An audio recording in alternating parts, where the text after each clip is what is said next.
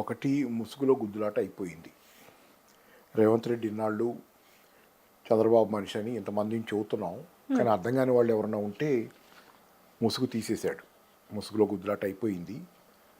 Revanth Reddy agenda చంద్రబాబుని, టీడీపీని తెలంగాణలో ట్రోజన్ హార్స్ లాగా, అంటే ఒకప్పుడు రోమన్ల యుద్ధంలో అనుకుంటుంది, గ్రీస్ రోమన్ యుద్ధాల్లో కోటలోకి ప్రవేశించడానికి బయట నుంచి శత్రువులు ప్రయత్నించేది ఒక మామూలు పద్ధతిలో ఆ కోటను జయించలేమని ఒక బొమ్మ గుర్రం దాన్ని తయారు చేసుకొని దానిలో తన సైనికులు దాచిపెట్టి ఆ కోటలో ప్రవేశపెట్టి వాళ్ళ ద్వారా కోటలోకి ప్రవేశానికి దారి ఏర్పరచుకున్నది, తలుపులు దించుకునేది. కానీ అట్లాగే రేవంత్ రెడ్డి అనే వ్యక్తి ట్రోజన్ హార్స్ లాగా ప్రవేశించి ఈరోజు తెలంగాణలో టీడీపీకి మళ్ళీ గేట్లు తెరవడానికి సిద్ధమవుతున్నాడని ఇన్నాళ్ళు అందరం మాట్లాడుతుంటే కొంతమందికి ఎవరికైనా, చాలామందికి అర్థమైంది, ఎవరికైనా విచిత్రంగా ఉండొచ్చు.